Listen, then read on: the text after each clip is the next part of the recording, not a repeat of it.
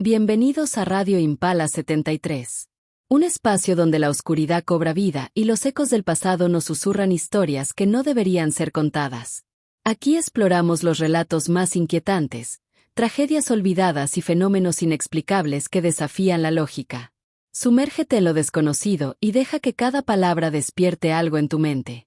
Encuéntranos en YouTube y TikTok para contenido exclusivo. Síguenos en Spotify para no perderte ningún episodio. Y no olvides leer la historia completa en la descripción. Hay detalles que solo los ojos más atentos podrán descifrar. Radio Impala 73. Donde el miedo es solo el comienzo. Historia por Solar Spuno. Dormí en casa de mi amigo, y entendí por qué no se podía salir del dormitorio después de las 9 de la noche. Éramos amigos desde hacía 13 años, y en todo ese tiempo, jamás había dormido en su casa. ¿Y esta invitación repentina? Le pregunté, cargando mi mochila mientras él sostenía la puerta. Mis padres se van esta noche, respondió rápidamente. Pensé que ya era hora de que conocieras mi humilde morada. Su casa no era humilde.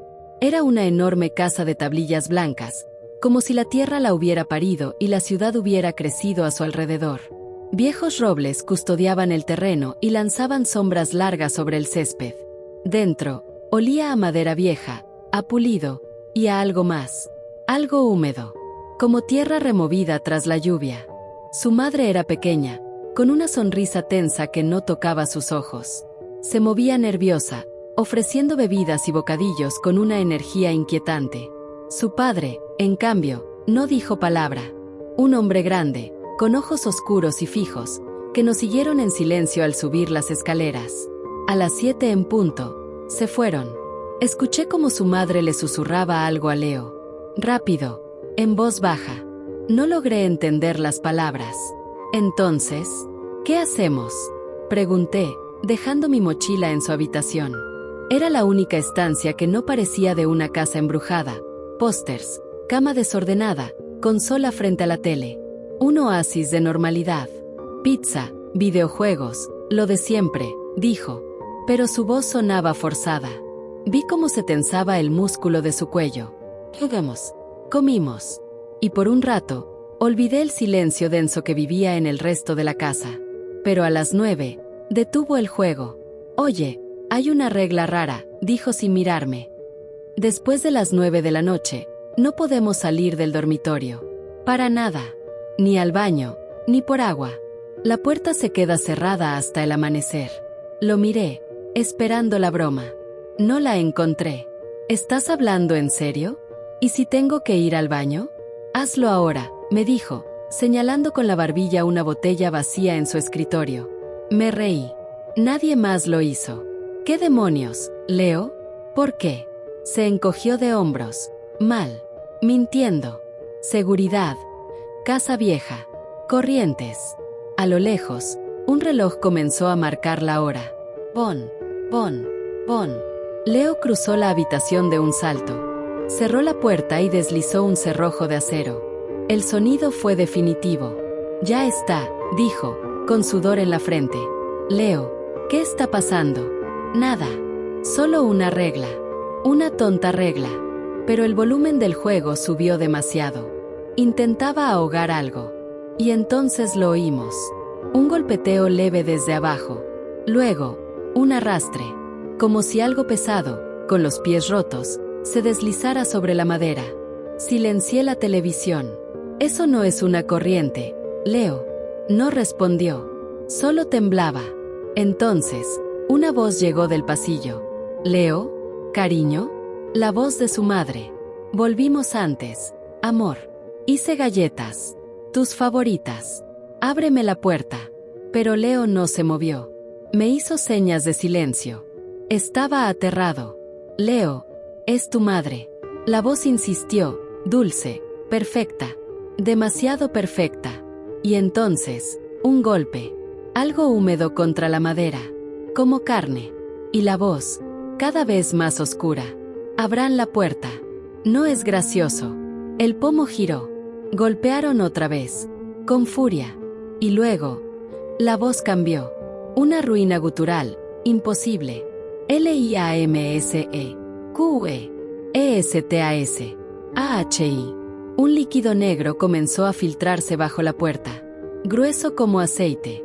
Olía a tumba. Leo se escondió bajo las mantas. Una figura temblorosa. La voz cambió de nuevo. Liam, ¿por qué te escondes? Tu mamá está preocupada. Era la voz de mi madre. Perfecta. Demasiado perfecta. Y entonces reí. O lloré. Ya no sabía. Sabía que esa cosa sabía quién era yo. ¿Qué era yo? Quería que abriera la puerta. Y Leo. Leo ya sabía qué pasaría.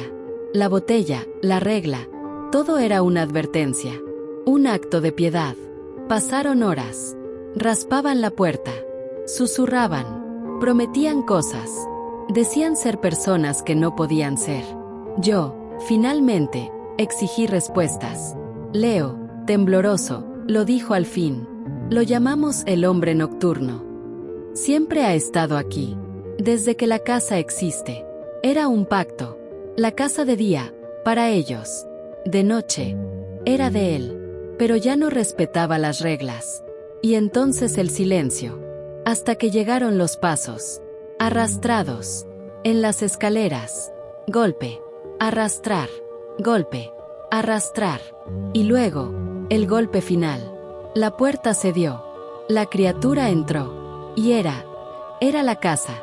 Un cuerpo hecho de madera, cañerías, barandales. En su pecho, mi mochila palpitando como un corazón. Su cabeza, el reloj del abuelo, latiendo como un ojo loco. Y de su boca de campana rota, una voz múltiple, horrible. ES-LA-HORA.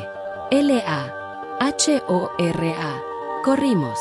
Rompí la cara del reloj con un trofeo. La criatura chilló. Nos dio un instante. La ventana.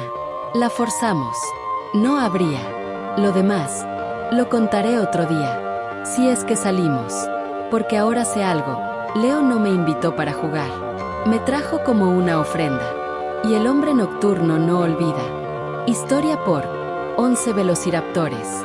Me negué a llevar a un extraño espeluznante. Minutos después, mi auto se averió. Cuando cuento esta historia en las fiestas, lo hago como si fuera una broma. Me río de la justicia cósmica, como si el momento en que mi auto se detuvo fuese un punchline torpe. Pero la verdad es que aquella noche sigue siendo la más aterradora de mi vida. Era 2014, mi último año de secundaria. Vivía en el centro de Texas, pero mi hermano estudiaba veterinaria en Fort Collins, Colorado. Pronto se graduaría, y como aún no lo había visitado, decidí conducir hasta allá cuando nuestras vacaciones de primavera coincidieron. El único problema era que no debía estar al volante. Me habían atrapado bebiendo con amigos una semana antes y mi licencia fue suspendida por 30 días. Pero eso no me detendría. Me aseguré de evitar los puntos de vigilancia, salí tarde, bebí Red Bulls para mantenerme despierto y tomé rutas secundarias para esquivar a los oficiales. Unas horas extra de viaje eran un precio pequeño por la libertad. A medianoche, estaba en algún lugar del condado de Hall, aunque bien podría haber sido el fin del mundo. No había señales legibles, ni luces, ni otro vehículo a la vista. Solo el sonido monótono de mis ruedas sobre el asfalto. Entonces, vi algo en la carretera. Un cono de tráfico naranja. Solo, colocado justo sobre la línea central amarilla. Reducí la velocidad, pero no me detuve. No había construcción en la zona. Yo había revisado los mapas. La colocación del cono era extraña, demasiado perfecta. ¿Una coincidencia? Puede ser. Pero algo en mí dijo que no. Avancé unos kilómetros más y, de nuevo, algo bloqueaba el camino. Mis luces altas lo iluminaron lo suficiente como para distinguirlo. No era un cono. Era una persona. Apreté los ojos, intentando ver mejor. Eso no puede ser alguien parado en medio de la carretera. Me acerqué un poco más. Lo era. Me desvié al otro carril, pero el hombre se movió conmigo, bloqueándome el paso. Levantó un brazo, como si esperara un abrazo del frío acero de mi parachoques delantero. Frené con fuerza, sintiendo el latigazo en mi cuello. La rabia y la confusión me recorrieron cuando bajé las luces y lo observé mejor. A primera vista, parecía un hombre normal. Alto, de mediana edad, con jeans y un abrigo largo color tostado. Pero sus ojos, Eran demasiado pequeños para su rostro. Sonrió cuando me vio detenerme. Levantado en su mano, había algo pequeño, peludo y sangriento. Era difícil precisar qué era en la penumbra, pero parecía una rata muerta, aplastada y húmeda. No tenía idea de por qué sostenía aquello, pero el detalle apenas importaba. Algo estaba mal con ese hombre. Mi instinto gritaba peligro, y el hecho de que aún ocultara una mano tras su espalda solo empeoraba la sensación. ¿Estaba escondiendo algo? ¿Un arma? Me quité el pie del freno. Había sido lo bastante tonto como para detenerme, pero no lo suficiente como para quedarme. Intenté maniobrar a su alrededor, pero él se movió de nuevo, bloqueándome el paso con precisión inquietante. Sus pasos eran calculados. Me estaba reteniendo. Cuando vio que no iba a detenerme, retrocedió lentamente. Y entonces lo vi. La mano que había mantenido oculta descendió a su costado, sujetando un martillo de garras. No lo pensé. No esperé. Solo aceleré, dejando atrás aquel extraño con el estómago revuelto y el corazón en la garganta. En el espejo retrovisor, lo vi moverse. No, lo vi correr tras mi auto. Por un instante, la imagen me heló. Luego me hizo reír. ¿En serio pensaba que iba a alcanzarme? Lo vi desaparecer en la oscuridad y exhalé con alivio. «Maldito idiota», murmuré. Y en ese momento, el destino se burló de mí. El auto tembló con un estruendo mecánico, como si un monstruo lo estuviera masticando desde abajo. Miré hacia la carretera y supe que era demasiado tarde. Varios golpes secos, cada uno tronando como un disparo. Mi tablero se iluminó con advertencias inútiles.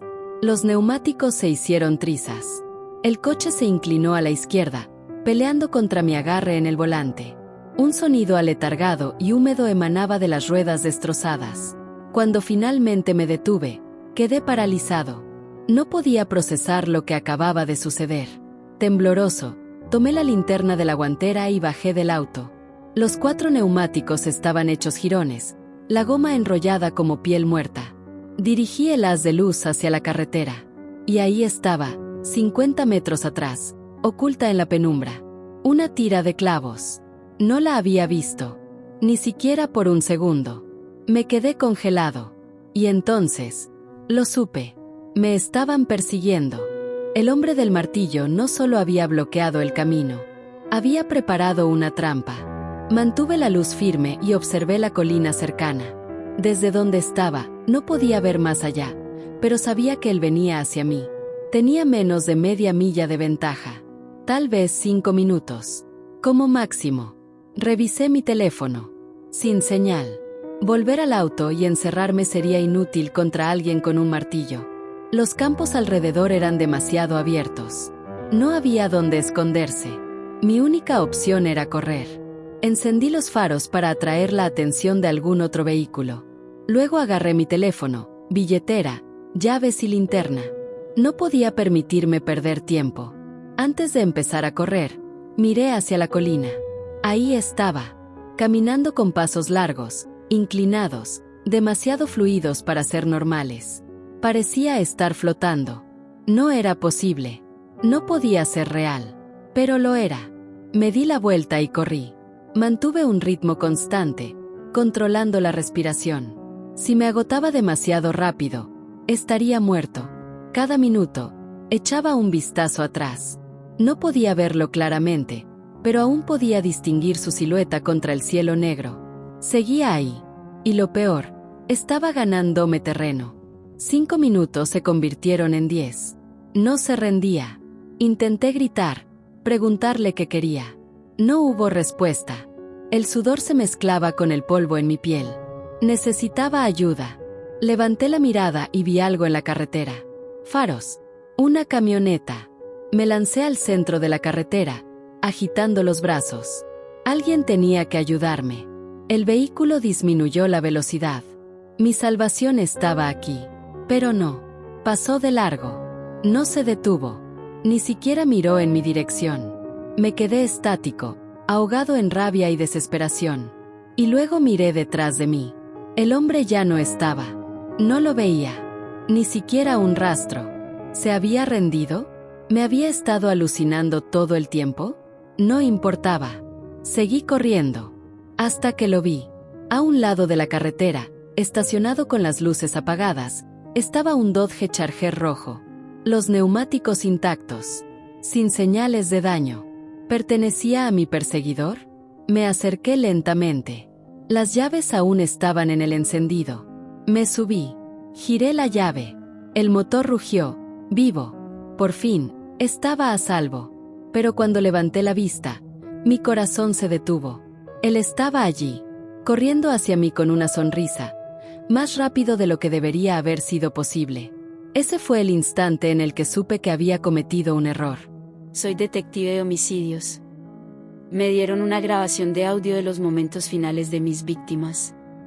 BRYNN Williams tenía 27 años.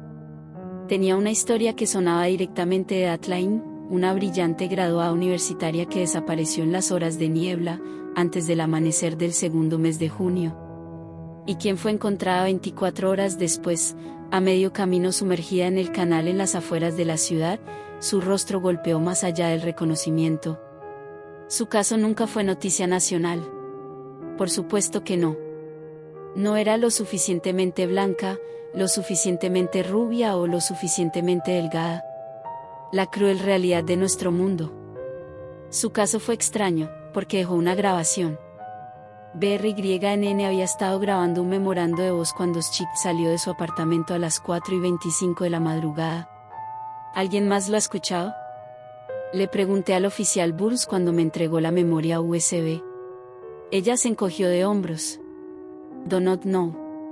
Así que no sabes qué pasa en él. No. Solo que la marca de tiempo coincide cuando salió del apartamento. Bien. Así que iba a ciegas. Me levanté y cerré la puerta de mi oficina, temiendo lo peor. Luego me puse los auriculares y presioné el juego. Bien. Así que yo, acabo de salir del apartamento, dijo BRYNN. Su voz sonaba respirable y asustada. En el fondo, el motor de las caricias cobró vida. La imaginé saliendo del camino de entrada que Isid vio en las fotos de la escena del crimen, bajando por el estrecho camino rural en su golpeada Subaru. Entonces, me fui, porque sucedió algo realmente extraño, comenzó, sonando insegura. No se lo dije a Brandon, porque ahí solo se ríe de mí. Y no quiero llamar a nadie y despertarlos. Es como 4:30 de la madrugada. Pero quiero sacarlo todo mientras todavía está fresco en mi mente. Fue muy extraño. Escuchando su voz desde más allá de la tumba. Sentí que estaba a mi lado. Hablando en mi oído. Cerré los ojos, para tratar de concentrarme mejor. Pero todo lo que podía ver era su rostro en el ojo de mi mente. Arrugado, golpeado, tan desfigurado que ya ni siquiera parecía una cara. Excepto por su boca. Su boca se abrió en una sonrisa, un vacío, su mandíbula medio dislocada. Mis ojos se abrieron y miré la soleada pared frente a mí. Entonces, estaba navegando por TikTok, y vi este video. Simplemente apareció en mi feed, no lo estaba buscando ni nada, dijo rápidamente. Pero parecía, como si esta mujer fuera, ella dejó escapar un sollozo sofocado. Ella se apuñaló a sí misma. No quiero entrar en detalles, pero fue, realmente gráfico. Tragué. Estaba realmente asustado, pero luego pensé, esto es probablemente solo una mierda generada por IA, ¿verdad? Decidí que era suficiente internet para el día y apagué mi teléfono e intenté irme a dormir. Ella chupó en un suspiro. Pero luego escuché que la TV continuaba abajo. Miré a la pared, mi corazón latía en mi pecho. Fue una repetición de The Office. Podía escuchar la voz de Steve Carrellas mientras bajaba las escaleras. Pero tan pronto como entré en la habitación, se dirigió a ese maldito video. De la mujer apuñalándose. Desenchufé la TV y volví a subir las escaleras. Volví a dormirme. Creo que me dormí un poco, pero luego me desperté. Me desperté con los sonidos del video. Venían por mi altavoz Bluetooth en mi mesita de noche. Su voz se quebró. De alguna manera es peor solo escuchar los sonidos. Un sollozo. El cuchillo deslizándose por la carne. Una risa, aguda, maníaca. Y luego, un golpe seco. Sollozo. Cuchillo. Risa. Golpe.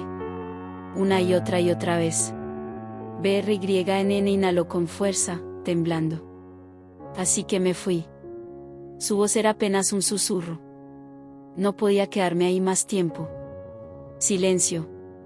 ¿Podría ser algún tipo de virus? ¿Algo que reproduce el video en todos mis dispositivos? ¿Es eso posible? Sus pensamientos se desmoronaban. Todas mis cosas son Apple.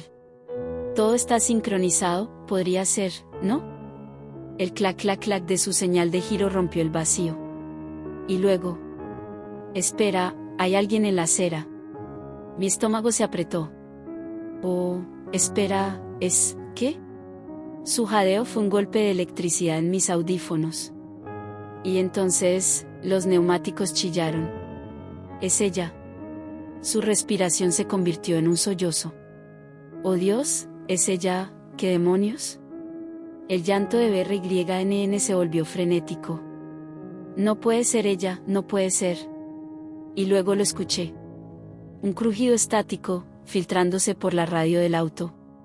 Se hizo más fuerte. Más denso. Hasta que...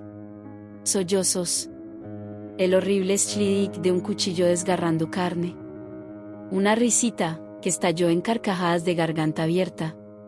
Y luego... Un golpe. El audio gritó, un chillido imposible retumbando en mis oídos. Y luego... Silencio. La grabación había terminado. Me quedé mirando la pantalla. El archivo estaba cerrado. Me quité los auriculares y los dejé sobre el escritorio, con las manos temblorosas. La teoría siempre había sido que su novio la asesinó. Un caso abierto y cerrado. Motivo claro. Infidelidad. Un hombre despreciable. Pero ahora, ya no estaba seguro de nada. Llegué a casa en estado de shock. Pasé la noche en piloto automático. Pequeña charla con mi esposa. Apenas probé la cena. Me acosté temprano. Y a las 4:25 de la madrugada, me despertó el sonido de una mujer sollozando.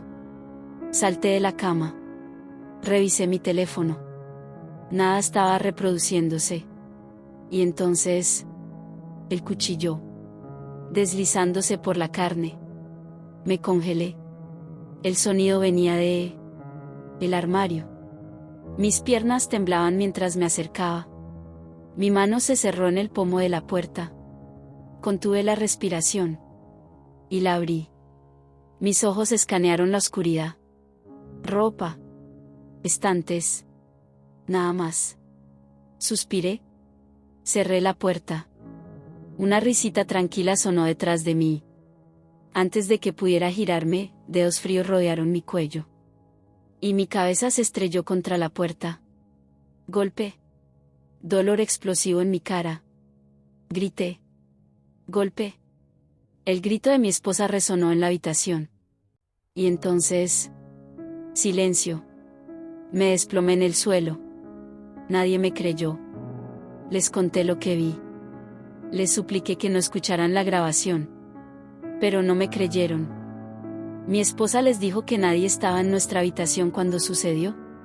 Y me suspendieron. Por mi propio bienestar, dijeron. Pero no puedo detenerlo. Ellos van a escuchar la grabación. Y van a morir también. No sé cuánto tiempo me queda. Porque ahora, escucho risas todo el tiempo. Desde el armario. Desde el ático. Desde cada rincón de la casa. No sé si me quedan días o solo horas. Pero no falta mucho. Tal vez debería hacer una nota de voz. Mis últimos momentos. Para que mi familia sepa lo que pasó. Para que escuchen mi voz. Para que entiendan, aunque sea demasiado tarde. Tal vez, les gustaría eso. Historia escrita por Shadow Turtle Inc. Nunca deberían haber confiscado el Tamagotchi de mi hijo. Hasta hace 3 semanas, vivía una vida sencilla. Común. Era un padre que se quedaba en casa, probablemente demasiado tiempo en Reddit. Mi esposa, Nori, para abreviar, y yo nos conocimos en Osaka, Japón, hace 12 años, durante un viaje de trabajo. Poco después, ella recibió una oferta de alto nivel en la sucursal recién inaugurada de su empresa en Nueva York. Yo trabajaba de forma remota desde Connecticut, así que mudarnos juntos fue fácil. Su madre había vivido en Queens por décadas, así que todo tenía sentido. 3 años después, nos casamos. La primavera siguiente, tuvimos a nuestro hijo, Nicholas. Nuestra vida era normal. Pero entonces llegó el Tether-Pet. Hace 3 semanas, Nicholas sacó un pequeño artefacto de su mochila. A simple vista, parecía un Tamagotchi. Pequeño. Ligero. 3 o 4 botones en la parte inferior, una pantalla barata arriba. Pero no era colorido, como recordaba los Tamagotchis. Era negro. Negro obsidiana. Desde lejos, podía confundirse con algún tipo de dispositivo médico. Y lo más extraño, nunca pude ver ninguna mascota en la pantalla. Nicholas lo llamaba su Tether-Pet y estaba obsesionado con él. Podía entenderlo. Cuando tenía su edad, yo también sentía que mi Tamagotchi era algo más que un juguete. Casi una forma de vida. Pero esto era distinto. Ese domingo, nos subimos al Corolla de Nori y tomamos la autopista BQ hacia el Hospital Mount Sinai en Queens. Íbamos a visitar a su mamá, aquí, que luchaba contra el cáncer de hueso. Nicholas iba en el asiento trasero, mirando su Tether-Pet con una concentración inquietante. ¿Cómo está tu amiguito Tamagotchi?, le pregunté, con tono ligero. Silencio. ¿Qué? Tu pequeña mascota. Normalmente, Nicholas hablaba con entusiasmo de cualquier cosa que capturara su atención. Pero cuando mencioné el Tether-Pet, su tono fue plano. Grave. Bien. Tienes un nombre para él. Es una chica. Oh. ¿Cómo se llama? Baba. Ya venía con el nombre. No pude elegirlo. Nor intentó seguirle la corriente. Va. Qué lindo. Nicholas negó con la cabeza. No, no lo es. Siempre tiene hambre. Y cada vez que hace caca, tengo que limpiarlo. Deje escapar una risa. Me recuerda a alguien que solía conocer. Pero Nicholas no sonrió. No lo entiendes, papá. Es mucha responsabilidad. Llegamos al hospital.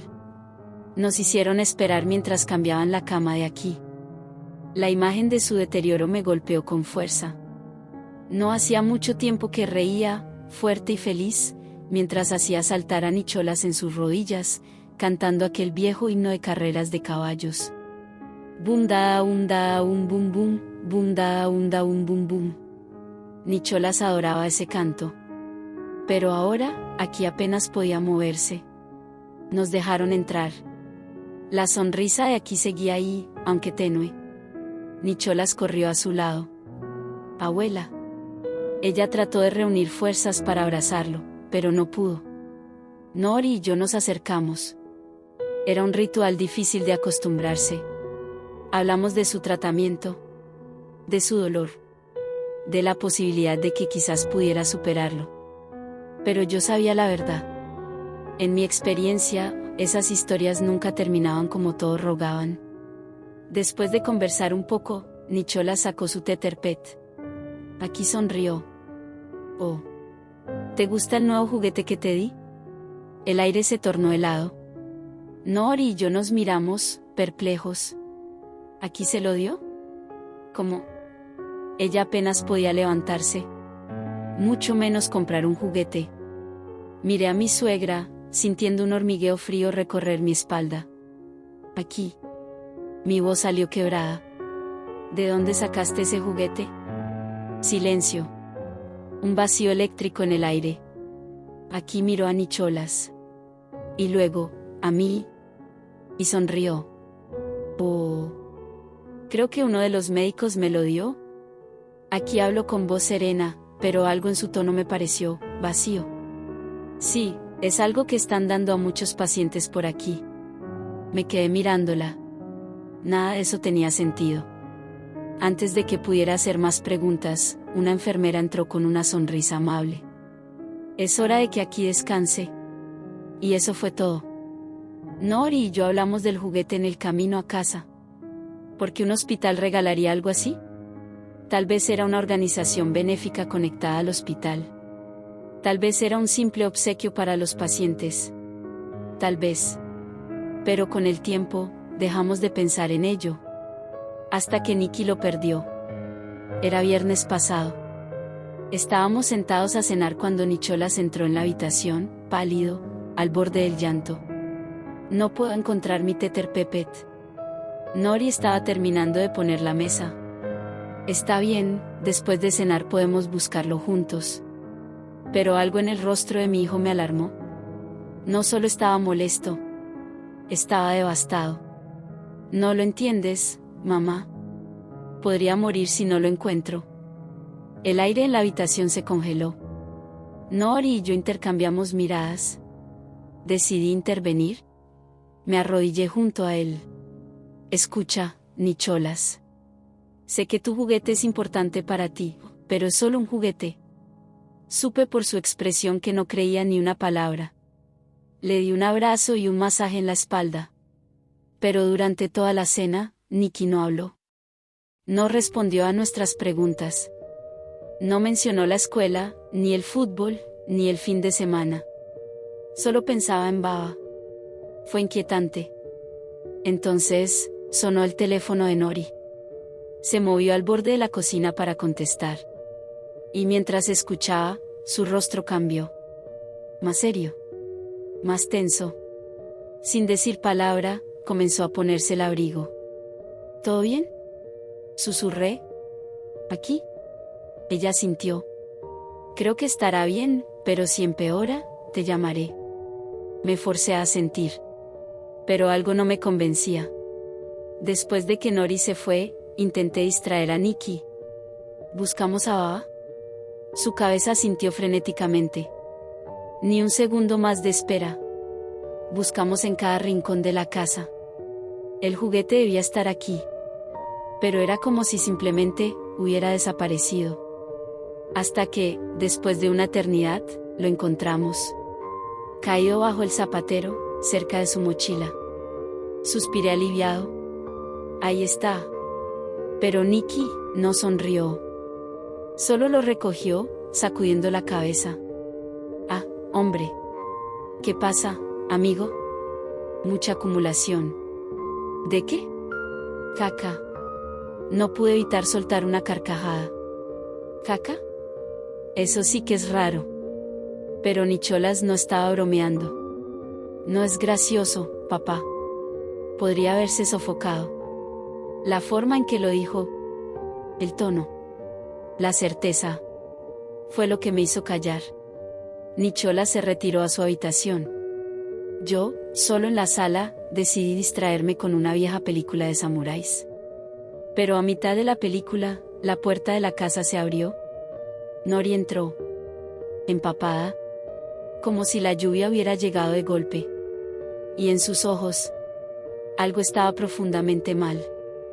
Nori explicó que todo había sido una falsa alarma. Suspiré y apagué la película. Nos fuimos a la cama. Pero mientras nos acomodábamos bajo las sábanas, me di cuenta de que no podía dormir.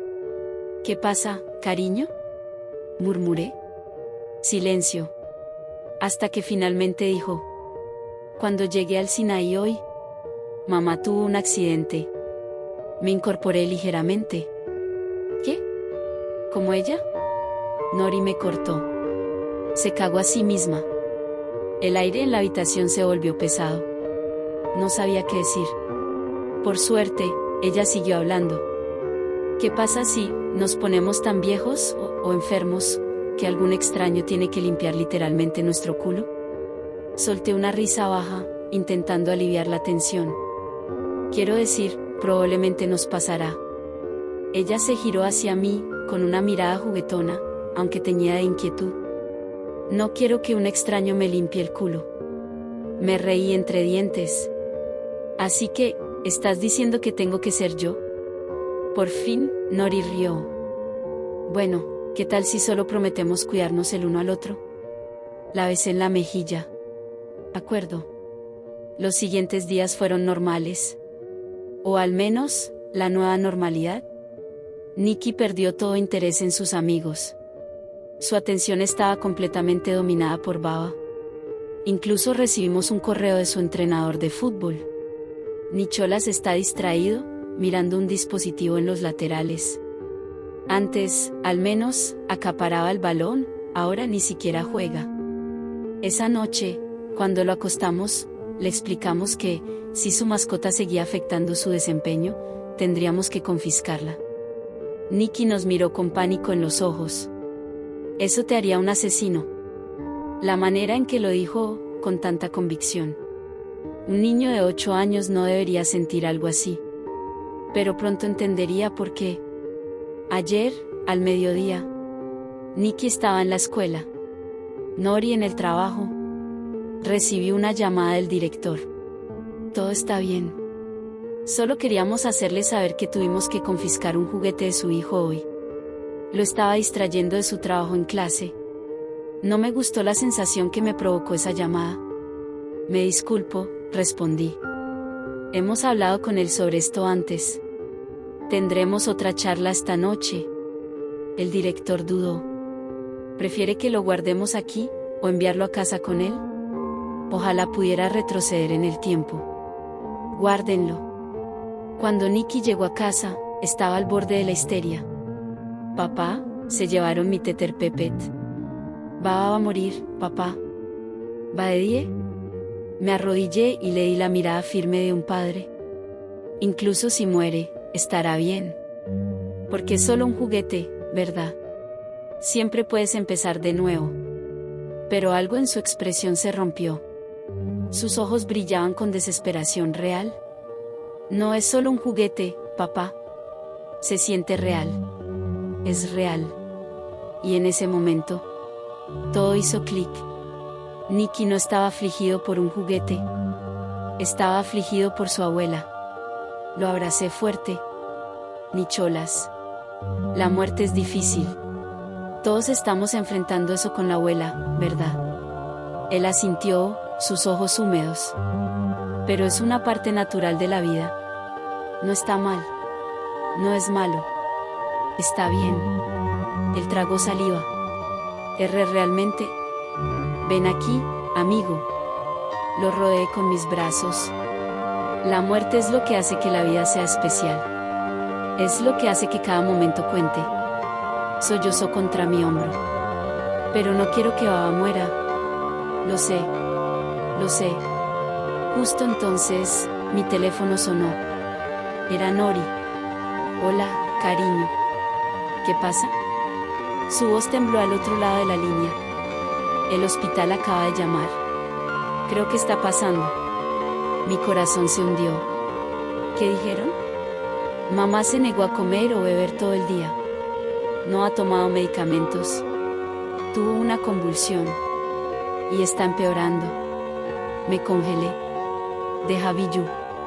Nikki me tocó la rodilla, sus ojos grandes y aterrados. ¿Papi? ¿Qué pasa? Mi boca se movió antes de que pudiera pensar. Cariño, ¿cómo llamabas a mamá cuando eras bebé? Nori se quedó en silencio un momento. ¿Gao? Va. No sé.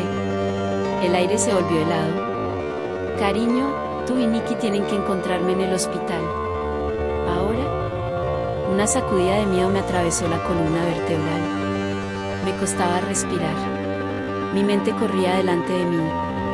Todo tenía sentido. De una manera que no debería tenerlo. Mi suegra. El juguete. Las reglas de la realidad se estaban desmoronando frente a mis ojos. Tenía que moverme. Tenía que llegar al hospital. Pero antes de eso, antes de ver aquí, tenía que hacer una última parada. La escuela. Para recuperar lo que nunca debió ser confiscado. Así termina otra transmisión de Radio Impala 73. Las sombras se han movido, los susurros han hablado, y ahora, La noche nos reclama. Si aún puedes dormir después de esto, quizá la oscuridad no te ha alcanzado del todo, aún. Recuerda seguirnos en YouTube, TikTok y Spotify para más relatos escalofriantes. Y no olvides leer la historia completa en la descripción. Hasta la próxima emisión, donde el miedo será solo el comienzo. Radio Impala 73. Que tengas buena noche.